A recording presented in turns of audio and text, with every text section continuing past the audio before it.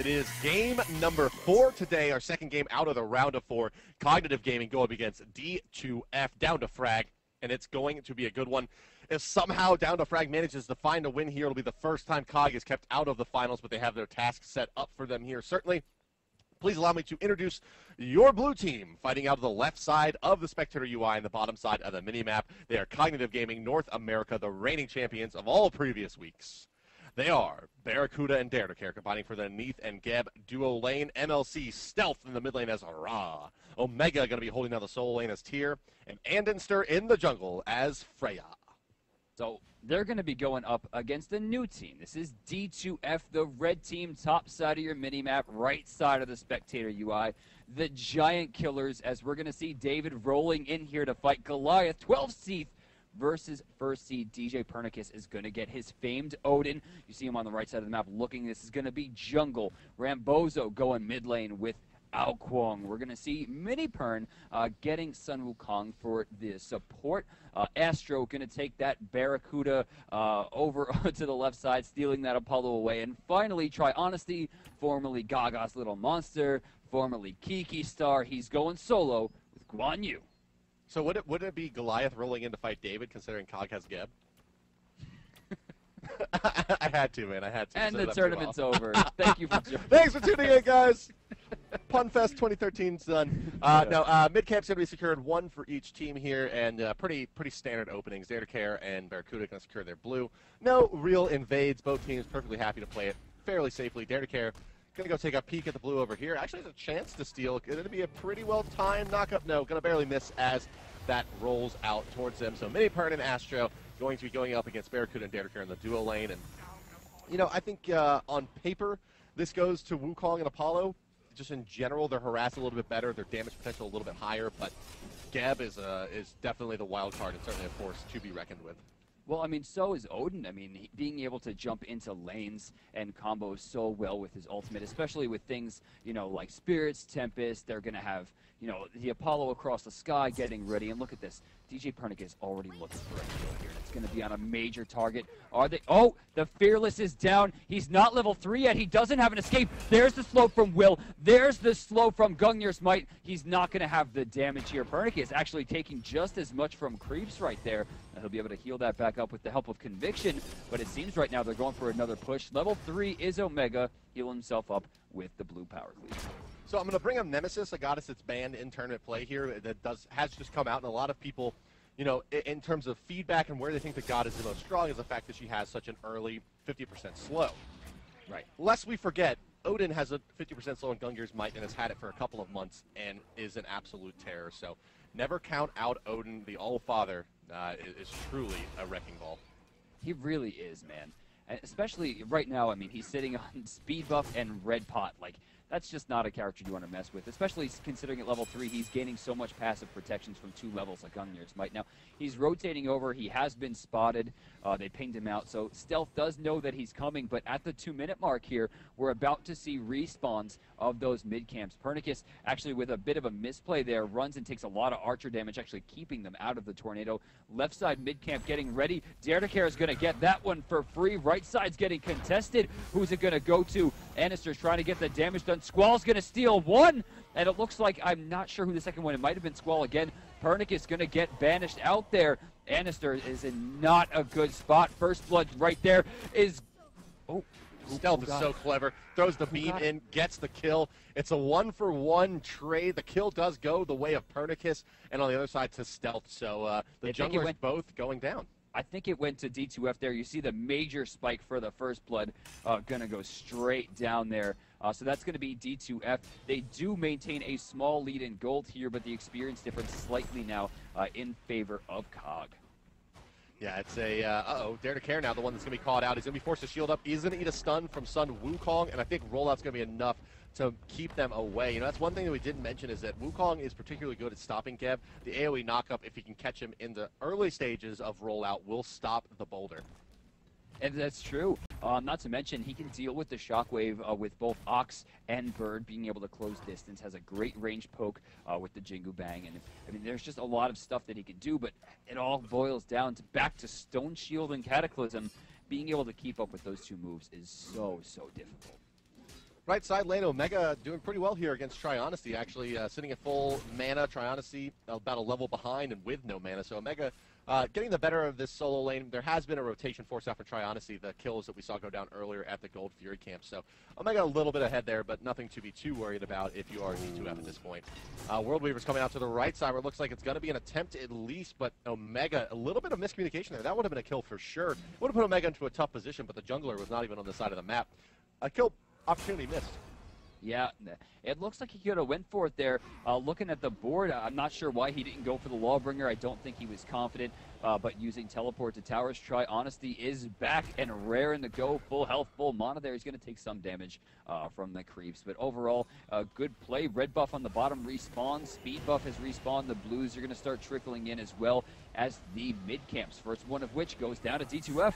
Oh, snipe coming out over at Bozo. Spirit Temp is going to be used as well. That red dragon head not going to be enough to find a kill as Anderson goes up into the sky spray and finds a kill of his own. But here comes the Ring of Spears from Odin. DJ Pernicus putting in the damage onto Anderson, leaping in with Somersault Cloud is Wukong, and that is a return kill onto the jungler.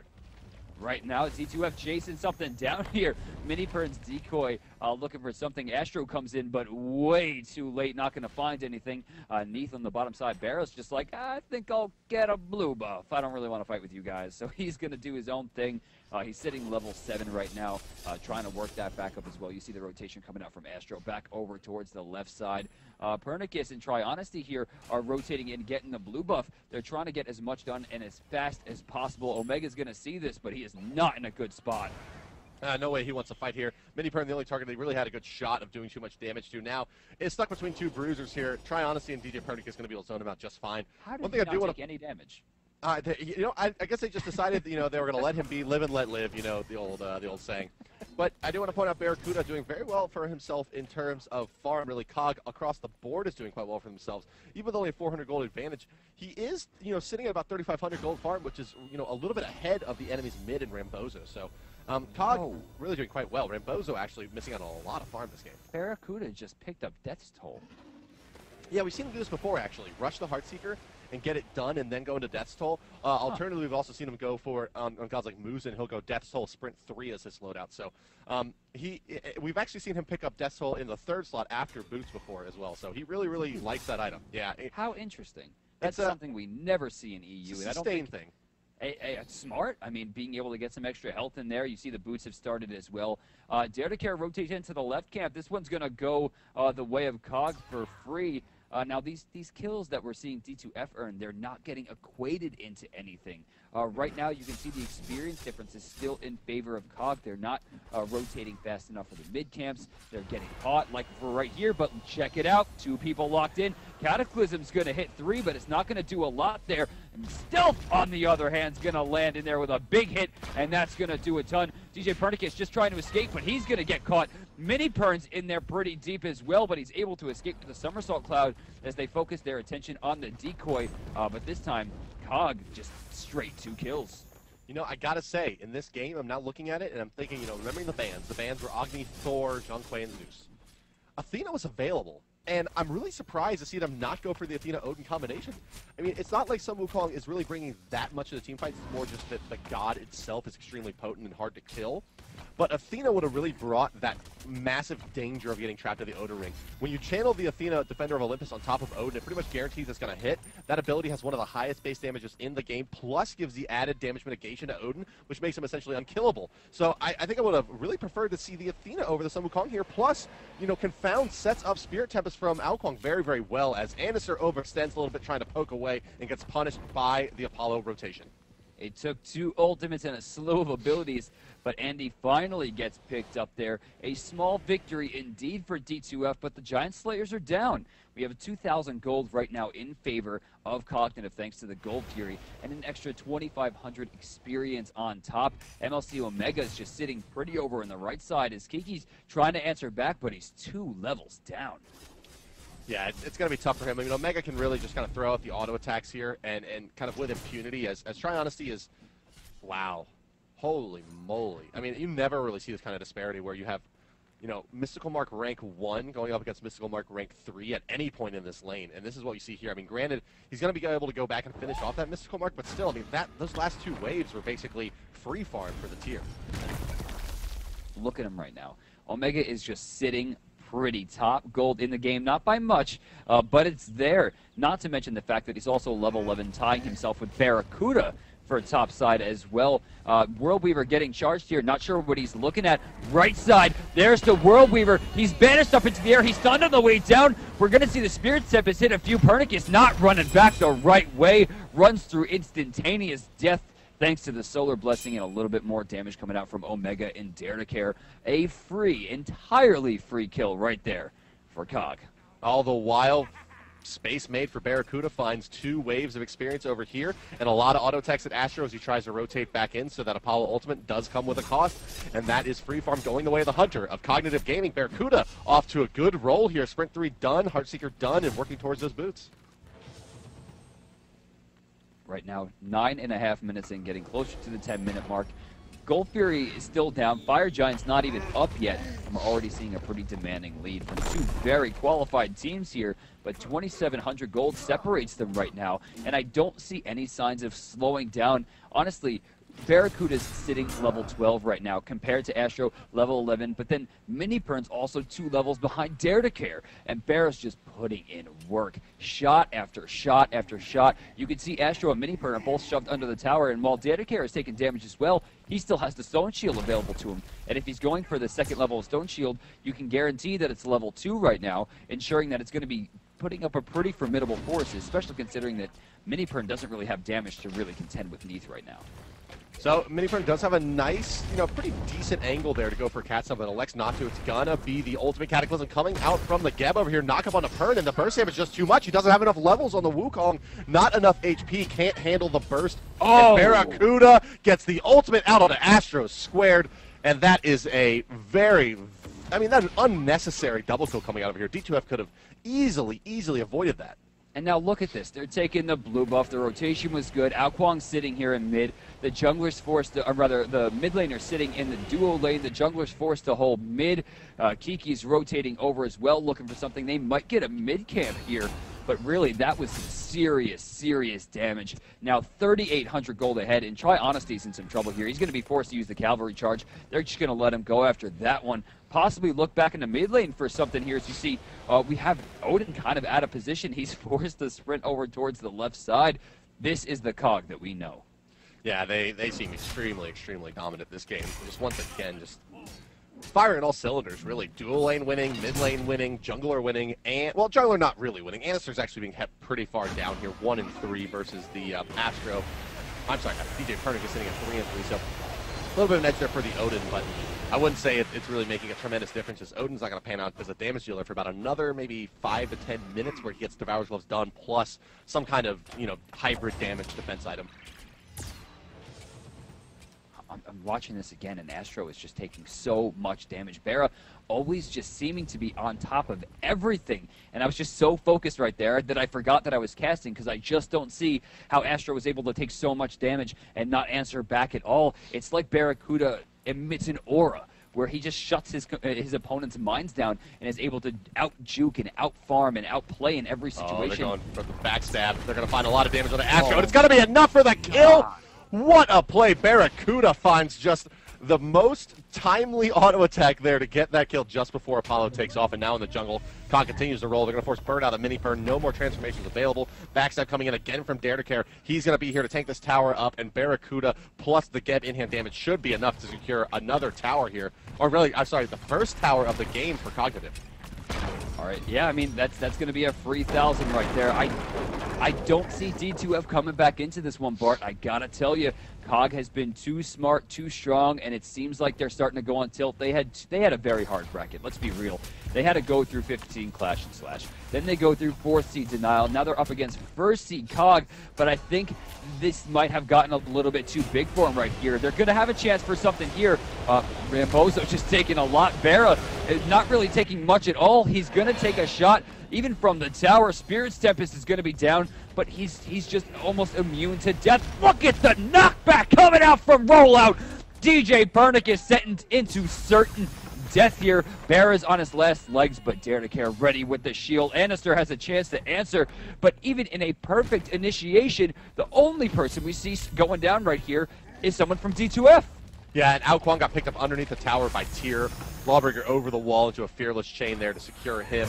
Spirit Tempest Splashes, what a snipe coming out. That's a dead Astro. Neath Ultimate gonna come through, and that's gonna be enough to secure the kill just like that. Barracuda gets a kill from the pool. Look at the beam, Bart. MLC Stealth just randomly throwing out and finding 300 plus onto the support. Level 10 Mini Pern is just shut down. And for the first time in a long time, Andenster is actually in the bottom of the barrel here. They're able to pick him off 3 times now. That is all 3 of their kills. He hasn't caught up entirely, but 6,800 gold on the bottom of COG still puts him above anybody on D2F. Yeah, they're gonna put a combat blink onto that Freya. You know, kind of recognizing that she's having a hard time, and it's good news for D2F that they forced the item out onto the Freya. But COG has done a pretty good job of kind of looking to stem the bleeding onto Annister there. They know that D2F is trying to keep him down and pile onto him. So what they're going to do is they're going to pick up the combat blink and probably look to bait and switch with that Freya, use the combat blink and the Valkyrie's discretion to turn the fights around. COG Dare to Care in mid lane right now, holding off both the support and the Ao Kwang for free. Andy's picking up the speed buff on the bottom for extra movement speed, level 12 right now. Still ties him up with DJ Pernicus, who has actually gone into Devourer's gloves. Usually we see Odin's going directly into Chin's blades, or rather Chin's size, so it's interesting, or rather curious to me, that he's going to go for the lifesteal given, but I guess by given how fast he's getting blown up, even with the passive protections, even inside the Ring of Spears, which give him even more protections, it's, I guess, wise for him to try to go into more of a defensive measure. I would expect to see a Magi's or Leviathan coming out as the 4th item here for DJ Pernicus, but they could look at it and say, look, we just don't have enough damage in these team fights. We need you to go into build a Titan's Blade, build an Execution, or a Chins even. My guess is that we'll see defensive item into Chins being the build here for DJ Pernicus, likely the Hide of Leviathan into Chin size. That would be my guess of build, but we'll see how it works out. Mr. Pern. That was a bad choice. The crits from Barracuda just too much. Rage Blade 1, throwing him for 290. He's just too under-leveled. Only level 10. The second game, actually, we've seen very, very capable and qualified players go, you know, really out of the game, out of the support role. Just so under-leveled. Pernicus now going to be caught out. Plus the blinding slow from MLC Stealth. The leap is there, but self-positioning is just too Gosu. And down goes DJ Pernicus. Did you say Gosu? I did.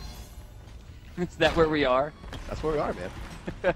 We got Allied Sama and Gosu Stealth. Oh my god, Rambozo is caught again. MLC Stealth, searing pain's gonna be good. Astro under the tower, nowhere to go. Stealth's gonna rotate down here, just throw the beam out to clear the wave, and they're gonna go in there, look for something here, but they only have 2 defending against 3, and all the while, look at Barracuda. The wave is pushed. No answer to be had here unless they use Across the Sky. Either way, they're losing a tower. In fact, they might lose 2 here as Barra is just drilling into this tier 2. They're trying to defend the tier 1. The surrender vote has been started. Over on the island, we see that Omega is 3 levels ahead of Kiki. They're trying to rotate to stop it, but there's nothing to be had here. Now it's Across the Sky, but if you oh, Asher, you're in a lot of trouble. Mini Pern just doesn't have the farm to really help you out here, get you out of the situation. You're 4 levels behind Barracuda. Mini Pern 8 levels down on the ADC at this point. Down will go Astro to the damage of Barracuda, and that was just a suicide. I think a little frustration showing on the part of D2F.